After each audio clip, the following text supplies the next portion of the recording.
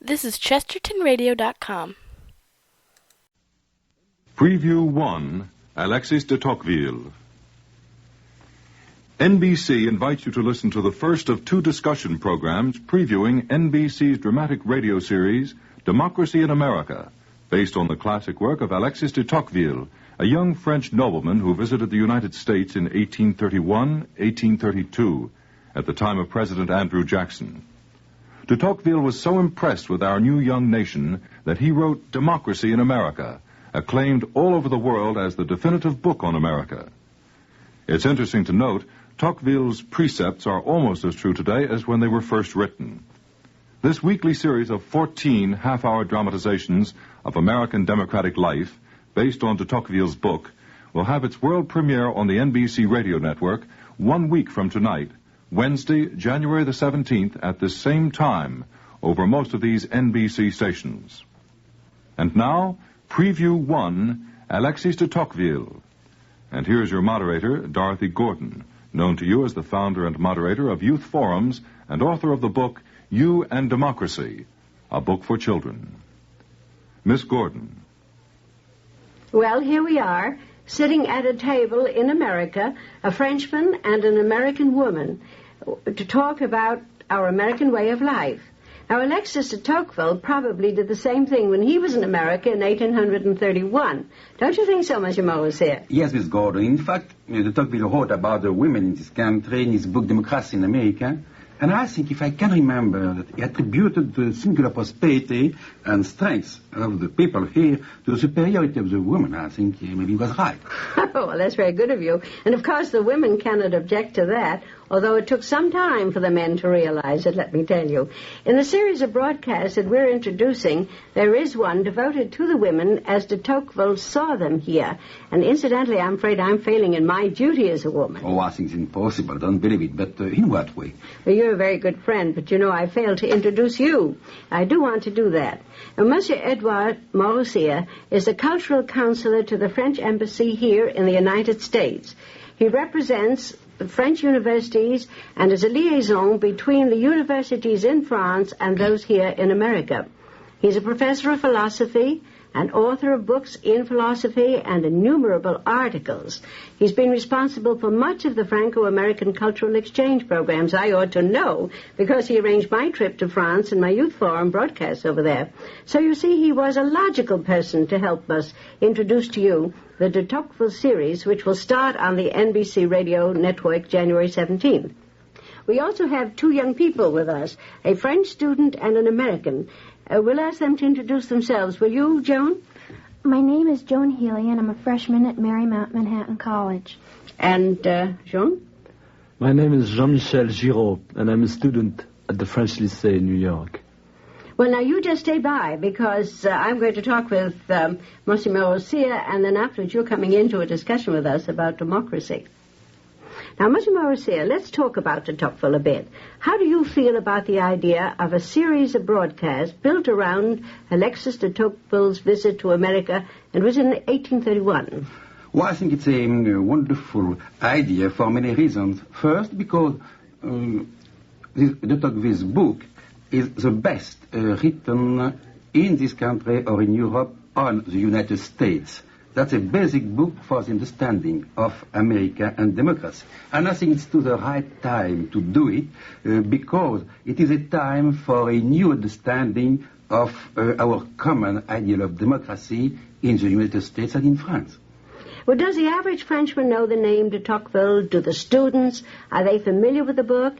As I understand it, de Tocqueville's book, Democracy in America, was hailed immediately as the classic analysis of the society of the United States.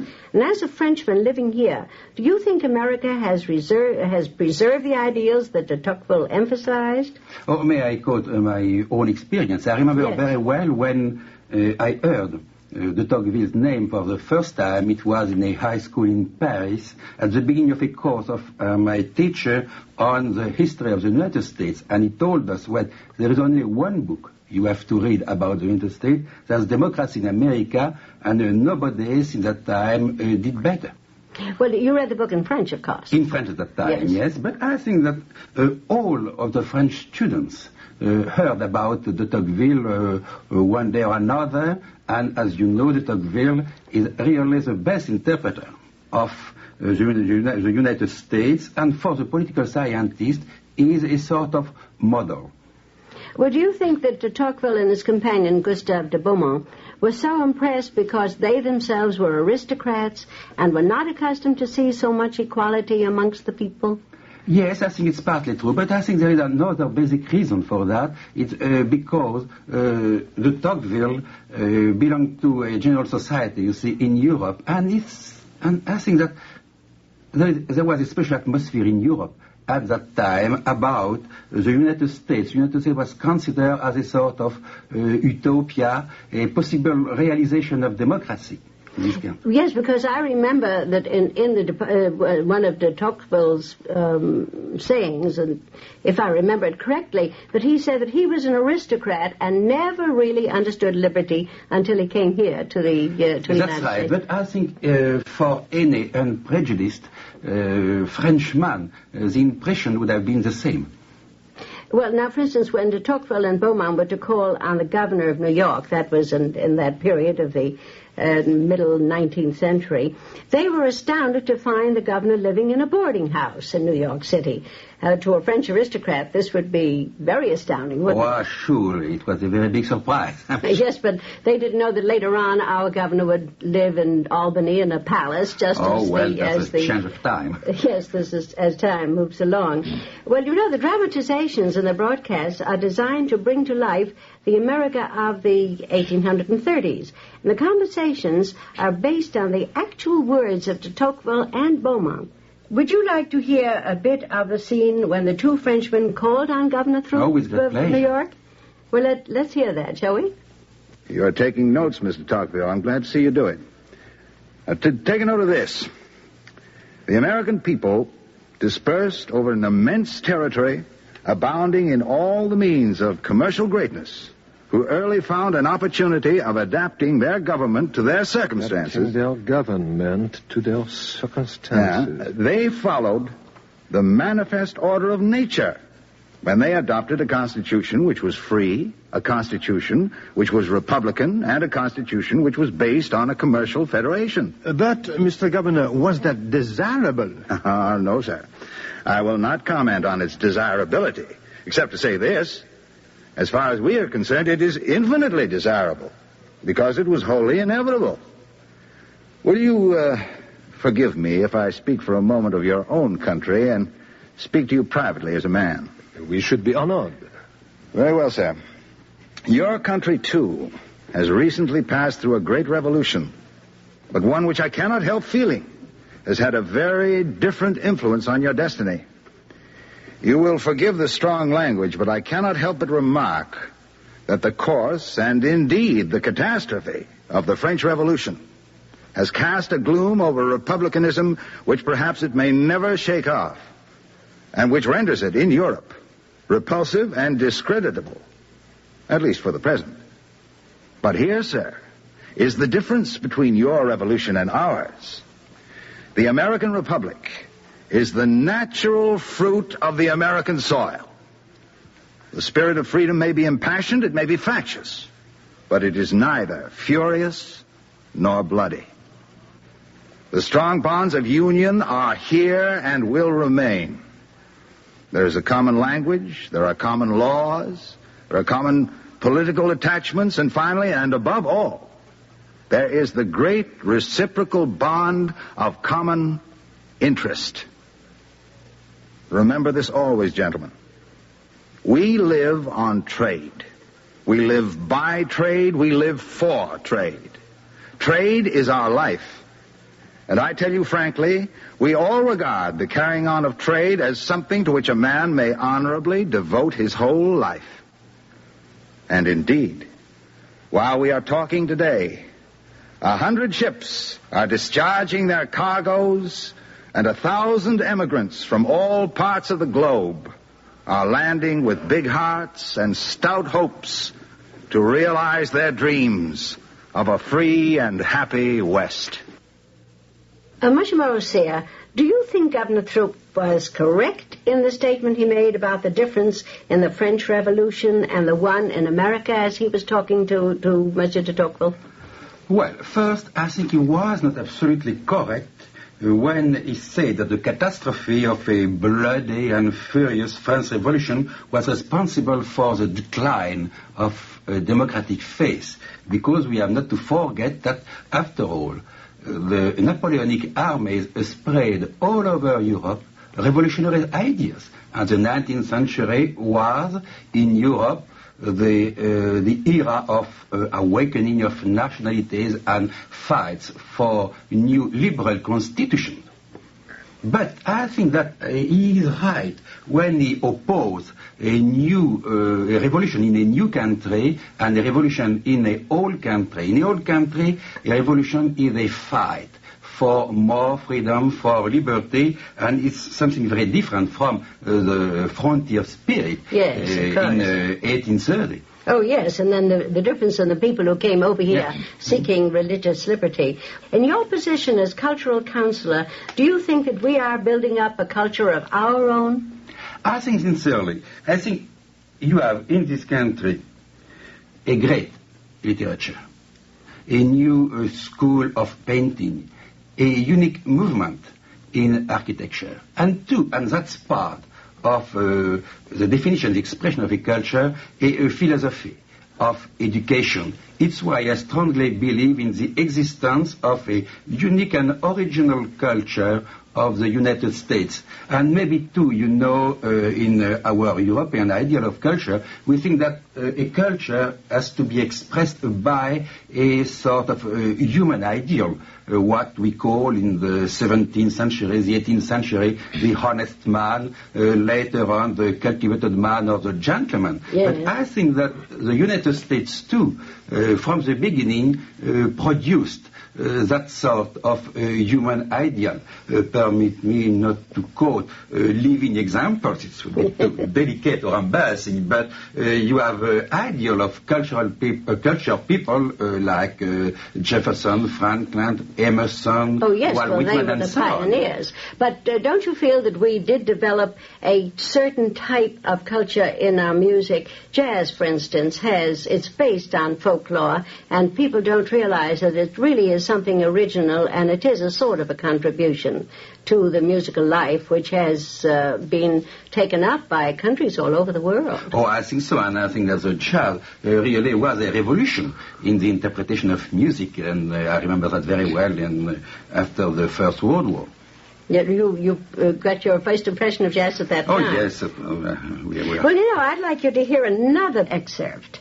This gives de Tocqueville's reaction to that emphasis on trade. As the two men left the governor's boarding house, they heard the street sounds characteristic of the 1830s. Now let us listen to it and pretend that we're there. More noise. There is a band now. Surely the streets of New York must be the noisiest and busiest in the world. And yet, for all their bustle and prosperity, I feel all the time that we are walking about in a city which is nothing but one gigantic suburb. There they go, across the end of the street. Flags, banners, bands. What can all this be? Three cheers for the clockmakers!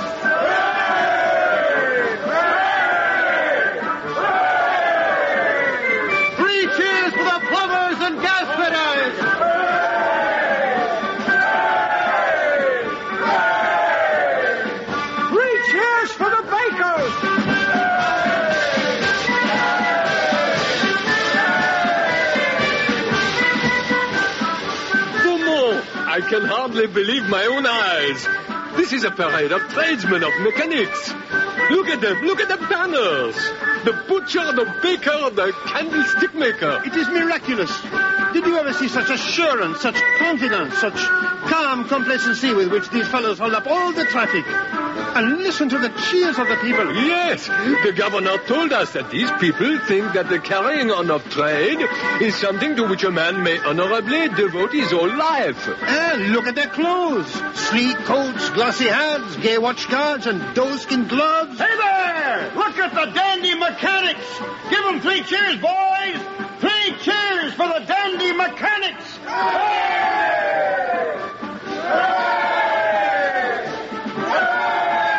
The dandy mechanics. It is the right name for them. There is an unbelievable outward equality in America. The whole country has melted into a middle class. A remarkable thing. A country blessed with nature's richest gifts and selected by Providence for the noblest experiment tried by man, which is not only the civilization of a new world, but the practical establishment of principles that till now have only had an ideal existence. A great people which has no army, a country full of activity and vigor, where the action of the government is hardly perceived. A world given up to trade and equality, and proud of both. Of course, it has a great deal more dramatization in the rest of the series. And then, as you heard, de Tocqueville emphasized equality. How do you think of the word equality? Are all men created equal? Would you say? Oh, that's a very important and philosophical question. It's difficult to answer. But no, I think it's not a fact, but an ideal. We have to work for the equality of people. Well, isn't it really that men are created equal? In other words, to have the equal opportunity for life, liberty, and the pursuit of happiness, which is our Jeffersonian ideal of democracy. You know that we have 2 young people here in the studio with us. One is a Frenchman and a young American. And we're going to have the young people talk with each other and with us. And Jean-Michel, I'm going to ask you, you know that de Tocqueville was here for 10 months when he wrote this book, which became such a famous classic. How long have you been in America? Well, I've been here 5 years now. Oh, we expect a great big long book out of you. As you listen to us and to the excerpts, do you feel that de Tocqueville was justified in his impassioned feeling about liberty for all men? Well, I certainly think that America, in the United States, is quite a good example of democratic realization. John? I would say that he had a reason for being so enthused, but I believe that if he lived now at the present time, he would have even greater reasons, because since the time that de Tocqueville was here, we have had much greater advances, such as in civil rights legislation and other such legislation, where he could see that his total views of equality would be realized. He seems to think only of the working class, the increase in their powers, but I should think that the slaves being freed and other such changes would make him even more elated than he was at that time. Jean-Michel, now, you're a Frenchman, you're living here. How do you compare life here? And how do you feel about the young people in this country, their liberties and their freedoms? Do you think that they're freer here than they are in France? What do you mean, point of view from the parents or from the state? I mean... Well, let's take from a social standpoint. Do you think that the young people here express themselves more freely, perhaps, than the young people do in France? We'll ask Monsieur Marossier. He's smiling there across the table. We'll wait. Let's hear Jean-Michel. Yes, as to say. Go ahead, Jean. Well, I don't know quite exactly, but I think that in here you have more extracurricular activities and... younger students write papers about more personal subjects and are trained to do this kind of work and to express themselves maybe more freely than in France. That is, they do express themselves, but I'm sure that French students don't bother to express themselves if they wish to. Joan, are you familiar at all with foreign students? Do you find that the foreign students are as free in their opinions and in their expressions as the American young people are? Yes, I do, but I don't believe that they're as partisan as the American students would be towards such things as communism. I know in recent polls taken in France, there has been much different opinion on such issues, and I think that the American student more realizes the danger up against his country of certain influences in the world than a student in another country. They seem to think more in terms of economic alleviation at the present time rather than changes, rather than... Well, Jean-Michel, it seems to me that Joan has thrown a challenge out to you. Yes, well, very much so. I do not quite agree. You don't because, agree. Well, go ahead and tell us. I think that personally, that in France, you have a wider choice in what you want to think. I mean, here in America, you can help it, but if you have more socialistic ideas, then it's generally the opinion here. Then you don't quite feel free to express yourself. I mean, but in France, since there are almost all kind of parties, political parties, you're always free to join the one you want. How many splinter parties do you have in France? Well, how many? Not too many now. Not too many now in the present parliament. But still, you can either be, I don't know, a royalist even, or a communist. Mr. Marcia, you spend a great deal of time with young people, I know. Do you agree with Jean-Michel or with Joanne? Oh, that's a very, very complicated thing to answer, because I know very well university circles in France and in the United States. I think it's true that maybe the American students express himself more easily than the French ones. But the counterpart, I think that the French students maybe is more trained to get a critical mind. And I remember I was a professor a few years ago, and we were all used in France to say, well, you have to discuss and to take a decision by yourself. So if we speak of liberty as a critical mind, I think the French student can compete very easily with the American one. Yes. Joanne, now it's your chance to defend yourself and the American student. My point of view was that the American student takes more of an interest, say, against, as I said before, communism or other elements in our society which might be dangerous to our future existence. Whereas I'm interrupting a minute, Joan, but I want to ask you, would you say that the American student feels the same way towards the extreme right? You use the word communist. What about the fascist? Because is the answer perhaps that the answer is the middle road? The center, like your center party, which has always been so strong in France, Mr. Mosier. Do you find that the American student is anti-communist only, or is the American student also anti-fascist?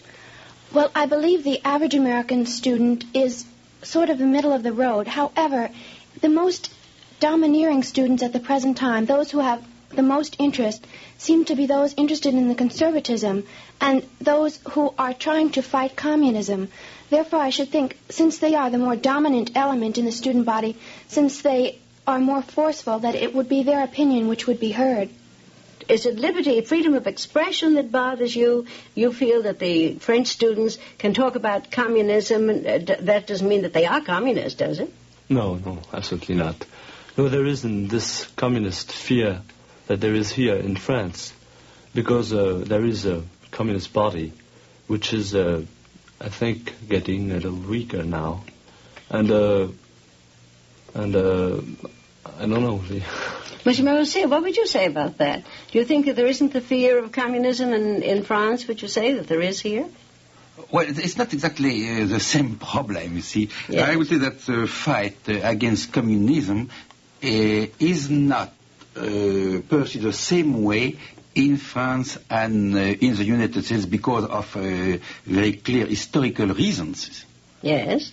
It's why I think it's very difficult to compare at that time and to say that maybe the French students or the American students have a stronger feeling for freedom. I think the feeling for freedom is as strong in this country as it is in France. Well, we have in relation to these broadcasts, there was a book that was edited by George Probst of New York University who worked on the programs too, called A Happy Republic.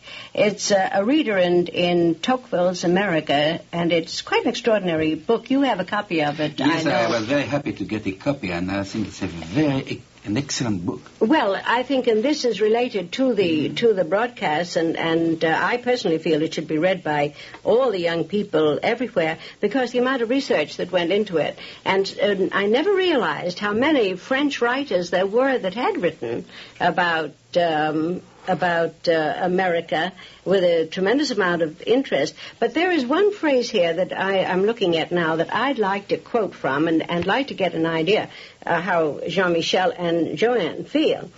He said, the first of the duties that are at this time imposed upon those who direct our affairs is to educate democracy, to reawaken, if possible, its religious beliefs, to purify its morals, to regulate its actions. Now, do you young people feel at all that democracy is taken for granted a great deal? Yes, John. I believe that at the present time, we do not take democracy for granted. There are many, as I have mentioned before, conservatives who are fighting for different causes, and one of them is for equality under the law. We have it now in words. It is stated that we do have equality under the law. However, we know that in many areas, Negroes are being denied their rights, and other minority groups are being denied their rights. Therefore, it is the aim of students now to bring forth, to change this situation so that our democracy will be in reality a living democracy, will be practiced for every single individual in the United States. Well, how do you feel about that, Jean? I think it's quite a noble purpose. Well, but do you feel that democracy is under fire today? But I think, as de Tocqueville said, the main thing about democracy is education, to get people educated and able to choose and to act for themselves toward a better democracy. I'm going to come to you, Monsieur Morosier, on that question. That again, I fully agree with de Tocqueville, because I think that it's true that democracy is a permanent fight, a personal and a collective fight, and we have to never to forget that we have to keep democracy. We have to be very cautious and to be real fighters, not in education and in politics. Well, thank you very much indeed. I think this is a wonderful note on which to close our program. It was so good of you, Monsieur Morosier, to come. And you, Jean-Michel Giraud. I want to get your name right, and Joan Healy. I've been very excited and interested in this whole thing, and I'm sure that everyone else will be. Thank you very much indeed. Thank you very much, Ms. Gordon. Thank you very much. Thank you, Miss Gordon. You have been listening to Preview 1, Alexis de Tocqueville, the first of two discussion programs previewing NBC's dramatic radio series, Democracy in America, based on the classic work of Alexis de Tocqueville. This weekly series of 14 half-hour dramatizations of American democratic life will have its world premiere on the NBC radio network 1 week from tonight, Wednesday, January the 17th, at this same time, over most of these NBC stations. Our moderator was Dorothy Gordon, who had as her special guest Monsieur Edouard Morosier, the cultural counselor to the French embassy, and two students, Joan Healy and Jean-Michel Giraud. Preview 2, the second of these discussions, will be heard next Tuesday night at 8:30 Eastern Standard Time, at which time Dorothy Gordon will have as her guest Monsieur Hervé Alphand, French ambassador to the United States. For the exact listening time in your area, please consult your local newspaper. This has been an NBC Radio Network presentation. The launching of America's astronaut into orbit later this month on NBC Radio.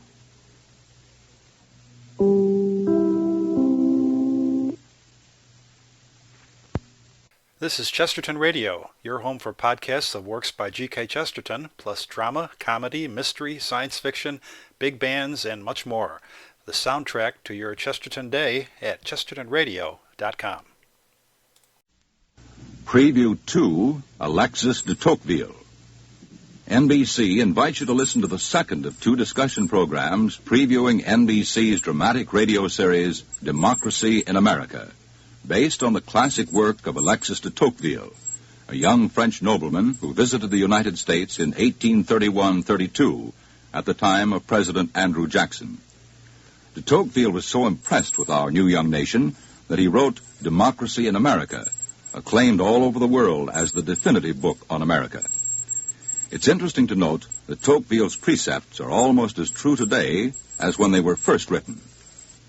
This weekly series of 14 half-hour dramatizations of American democratic life based on de Tocqueville's book will have its world premiere on the NBC radio network tomorrow night, Wednesday, January the 17th, at the same time over most of these NBC stations.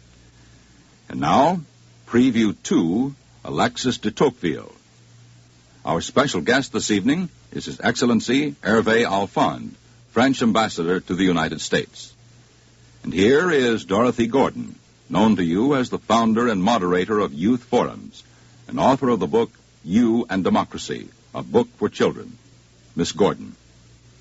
Ambassador Alphonse, it's very good of you to be with us. And I understand you said that you had to dig back into your school days to speak about de Tocqueville's book on American democracy. What I want to say is that I didn't read the entire book since my school days, but it's an immortal work, and we have to read and read it again, especially when you are a French ambassador to the United States.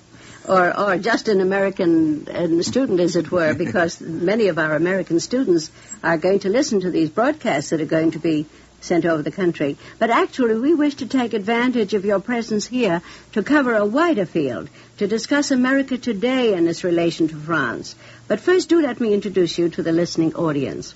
I want to tell you that our guest, Ambassador Hervé Alphonse, was the permanent delegate of France to the United Nations and her representative in the Security Council until his appointment as Ambassador of France to the United States in 1956. He's the son of Charles Hervé Alphonse, former ambassador from France to Moscow, so you see he comes to an ambassadorship very naturally. Ambassador Alphonse's name is a very familiar one in America, and he himself has been part of Franco-American relations since... Well, am I right? Was it in 1940 that you first came here? I must tell you, yes, I came in 1940, but I was head of the economic section of the Foreign Office in France when I negotiated the trade agreement between France and America in 1938. So that was a long time ago. Yes, further than that. Well, then I'm right in saying that your name is a familiar one here in the United States. Now, looking back at de Tocqueville's writings on American democracy, I found the following actual quote. He wrote, and this was 100 years ago, "The advent of democracy as a governing power in the world's affairs, universal and irresistible, was at hand. It may be said that this day it depends upon us whether the republic shall be everywhere finally established or everywhere finally overthrown." Now, would you say, Mr. Ambassador, that those words could have been written today?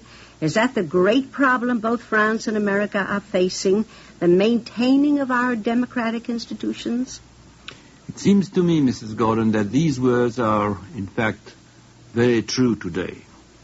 Not only France and America, but all Western democracies are facing the problems of defending their institutions. Democracy is very hard to get. Democracy is even harder to keep. And it is a constant struggle against the various forces from the extreme right or the extreme left so as to keep those precious institutions.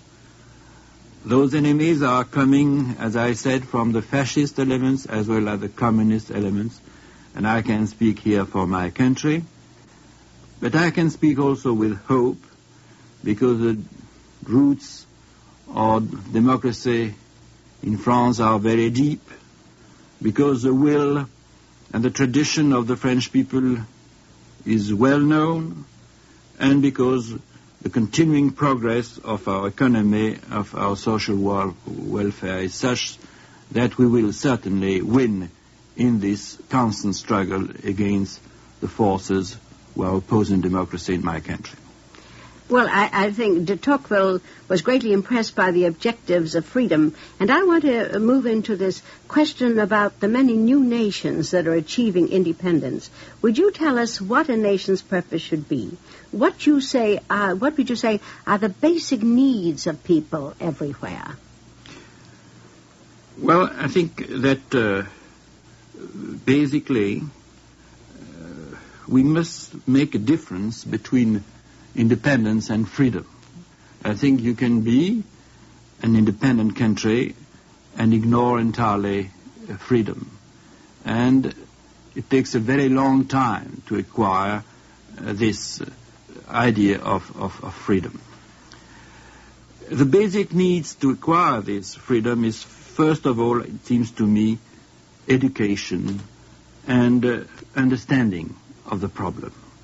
But also there are other prerequisites. You must have a civil service which is well organized and obedient of the state. You must have an army which is the servant of the state. And also, I must say that democracy is always linked with a certain degree of economic progress and wealth in the country. But time is probably the major element. Mr. Ambassador, freedom is something which people just have, and until they lose it, they're not aware that they have it. Do you think that people are apt to take their freedom, democracy, just for granted? Well, I think many people in our two countries think that there is no danger, that the danger are less than they are in fact. They ignore the warnings. The warnings has been given by the communists themselves. I remember when Khrushchev came in this country 2 or 3 years ago, he said on the TV that he was sure that your grandchildren would be communists. He said that. But did he use the word communist, or did he say socialist? No, he said communist. Communist. And the great majority of his listeners ignore this threat. This threat exists, and maybe this ignorance of the threat is a danger in itself. So it's important that we should know that dictatorial regimes, either from the right or from the left, is still a great danger on this very fragile thing called democracy. Which brings me to, I think, a rather important question, and that is whether poverty, hunger, disease force people to accept aid when it's offered. It might be offered from the left, it might be offered from the right, and because of their great need, they are apt to accept it anywhere. Well, how important is it for the free nations to be aided toward achieving a higher standard of living? I think it is very important for the free nations to be aided toward achieving a higher standard of living. I think that hunger and poverty might lead to a totalitarian form of government. We are doing that as far as France is concerned, especially vis-à-vis our former colonies who are now independent in Africa. I think we were very lucky to keep good relations with the great majority of these former colonies and to help them in education, in the economic field, in buying their crops, and I think it's a contribution of France to democracy in itself. Well, isn't leadership important? And you used the word education before, that was very important to give of our technical skills and teachers and education. But isn't education very important to educate leaders in these new emerging countries? I think leadership and education are linked. To have the leaders, you must educate them. And it is also a thing that we did before giving them independence. They came in our universities, they studied with our own students, and we formed a great number of very good statesmen who are now the heads of these various independent countries of Africa. Yes, but can democracy flourish in nations faced with hunger and poverty and lack of technical skills to develop their natural resources? Well, I think we have examples of countries which are very poor and which are democratic. If you take, for instance, it's an example that I can quote, the former colonies of France in Black Africa. Here you have 12 countries, including Madagascar, who are rather poor and are definitely democratic. But, of course, it's much more difficult for those countries to maintain a democratic system as the one we cherish in our own countries of the West with these enormous economic problems. It is why I think the duty of the Western democracies and the industrialized countries of the world is to help those new nations. Not only to help them with our money, with their budget, but to help them with our technicians, with our educators, with also something more, with our trade. I think it's very important that they should find in our markets the way to export their goods at a certain price so that they can build their economy and go on the way of progress. Because this comes right into your own area. In the series of dramatizations of Tocqueville's American Democracy, de Tocqueville was greatly impressed by America's emphasis on trade.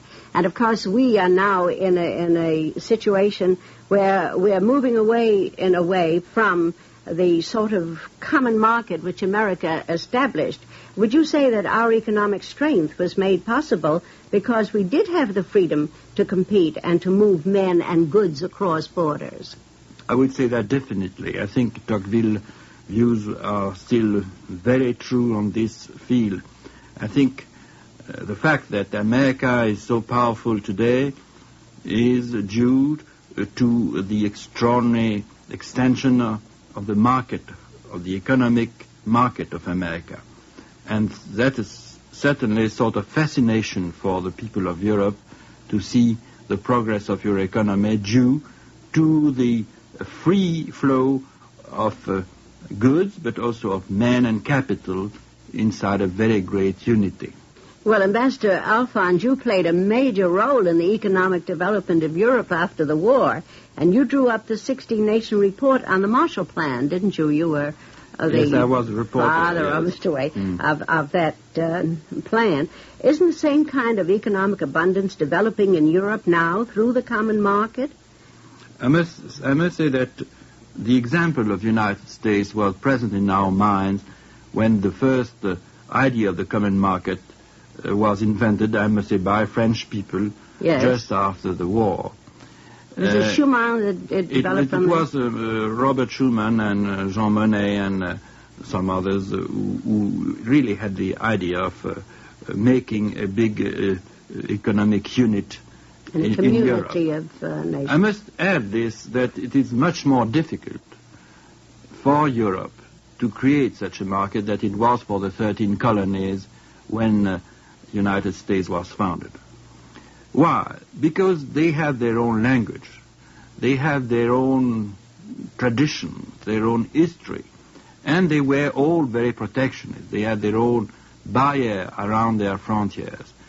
And to suddenly decide that they will ignore all this and make one unit and make something which will be a step towards the United States of Europe one day. We don't know when. The 6 different countries. Yeah, they are. Yes. And maybe there will be 7 if England joins. Comes in, yes. But the idea of having this big market certainly was the same as the one that you had. It's not only a question of trade, as you said, a question of exchange of men as well as capital, and also is a sort of common policy about the main problems of economy: agriculture, social, welfare, fiscal legislation, anti-cartel legislation, which makes not only a free trade area, but a real economic union between those countries. If I remember correctly, years ago, I think you have always been very much interested in the United States of Europe. Is this a movement towards the United States of Europe? It's definitely a movement towards the United States of Europe. And France, under General de Gaulle, as you know, wants to make it also political, because he is in favor of a unity of the various nations of Europe, and we propose to our partners a new plan which is a beginning towards unity. We don't know how and when it could be achieved, for the reasons I mentioned to you, and for these reasons it might be only a confederation of states instead of being, as you are, a federation of states. But definitely we are moving toward this. So it's greater goal. unity. Yeah. Well, of course, a question which troubles some of our industrialists here is the question whether the common market will build a trade wall around itself and then shut us out, or will we cooperate with each other? Do France and America need each other today as we did in 1830 when de Tocqueville was here? Well, I can answer very definitely to this question. I think we don't want at all to replace the former protectionism of the small nations of Europe by a new protectionism of the unity of Europe. What we want to do is a great new economic power which will be liberal in its trade with all the world, and including United States, of course. And therefore, I think that we will hope that on your side you will understand that you will have to gain economically from the force, from the strength, from the resources of this new market, because if we are more wealth, we can buy more from you if the duties are not too high. And we hope that it will be great progress in the exchange of goods between America and Europe. Actually, which is needed, as you said, yes, even more than in 1830, because the threat is greater than it has been for centuries. Oh, yes.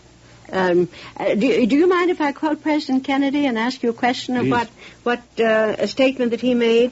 And he said that he requests, as you know, he's been requesting reduced tariffs, and I'm going to quote. He said that there is a great potential if the two great markets, as the European Economic Community and the United States, were to be harnessed together into a team capable of pulling the full weight of our common military, economic, and political aspirations.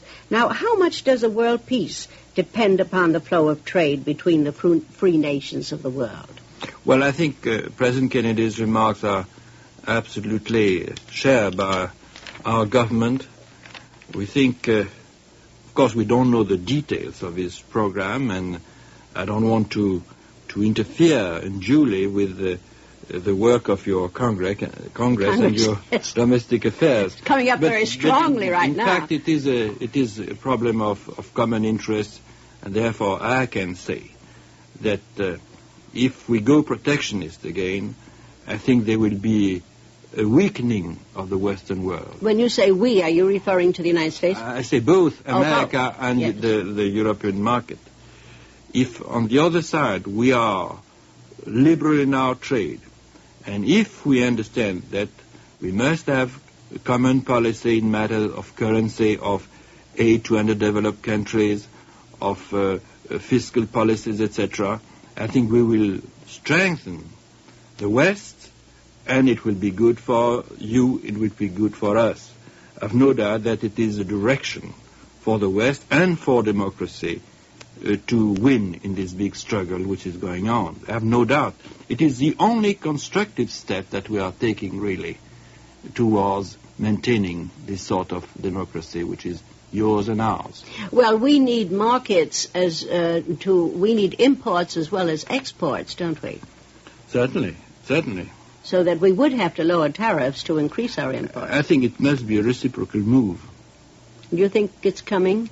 Well, that's your problem. As far as we are going to get something out of you. As far as we are concerned, we are ready to accept that the idea must be a reduction of all sorts of barriers between the common market and the United States, which is the great hope of a constructive program, policy of the West. Well, of course, it's a mutual understanding between the two countries, which goes back pretty far.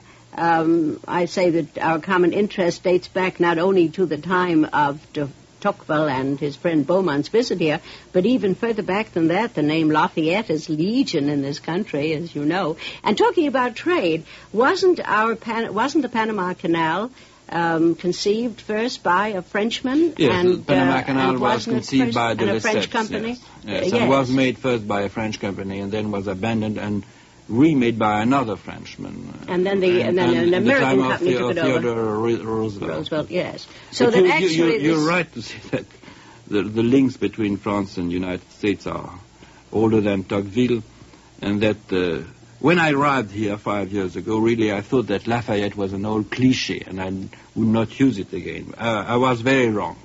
Every time one of your distinguished citizens was making a toast, he was referring to Lafayette. Oh, yes. So I learned the story of Lafayette, and it's a fascinating one. And we have a Lafayette Society here, you know. I know.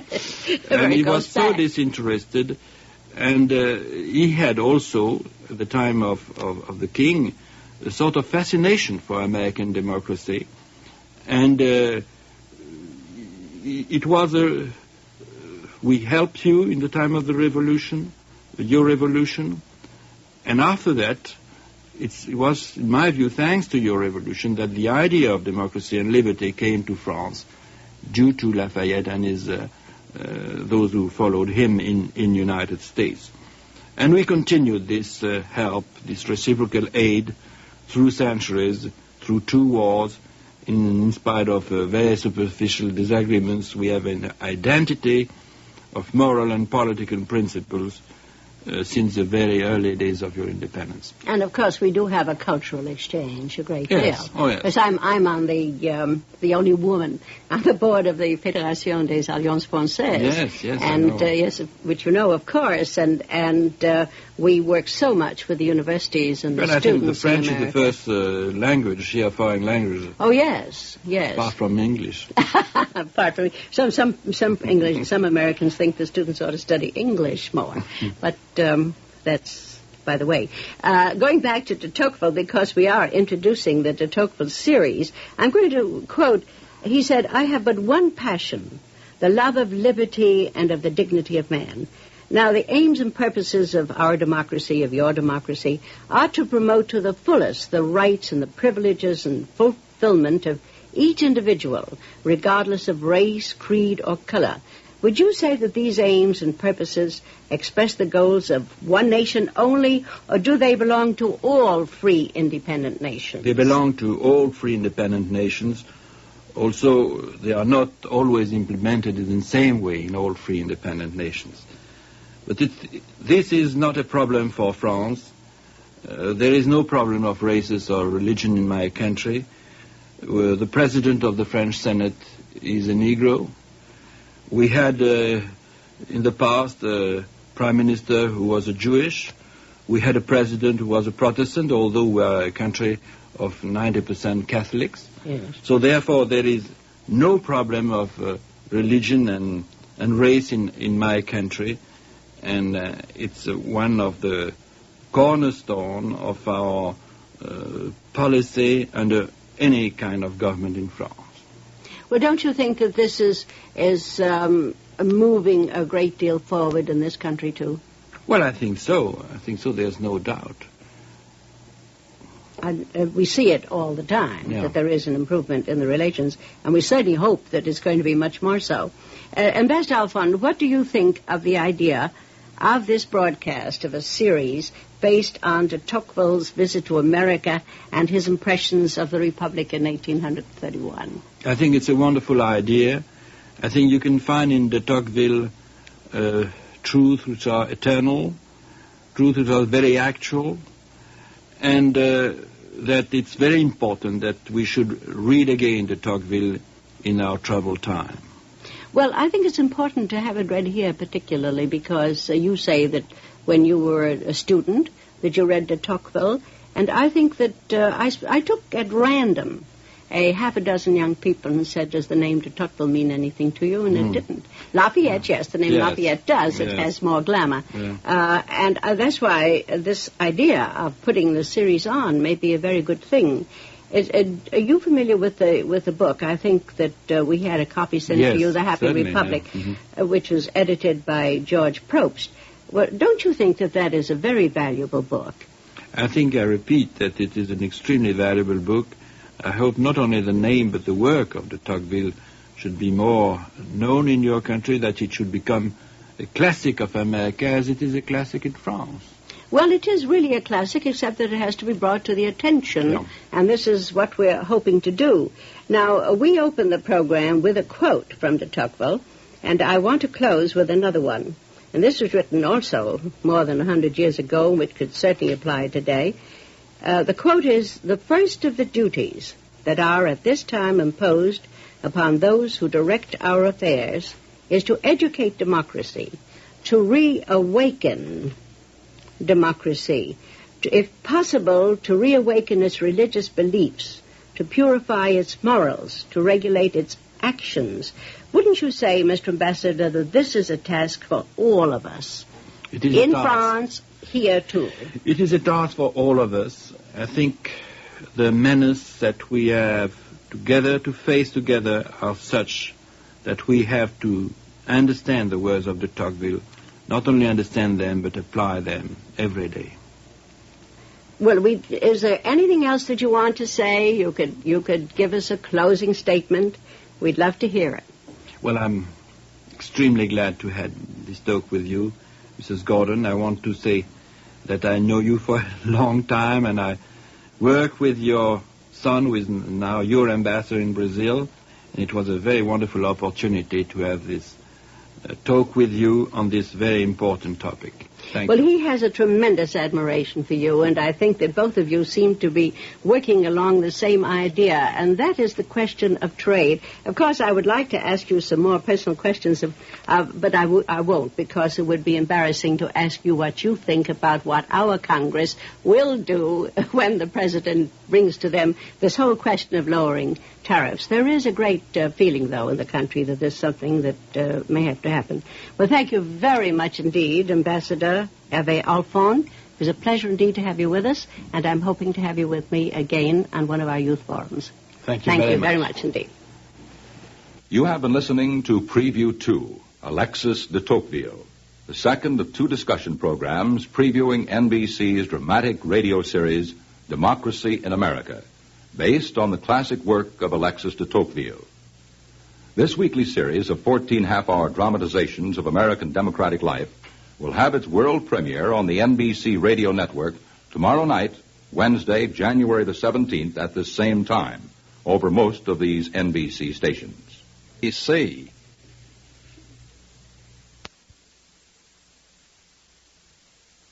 This is Chesterton Radio, the true, good, and beautiful at chestertonradio.com.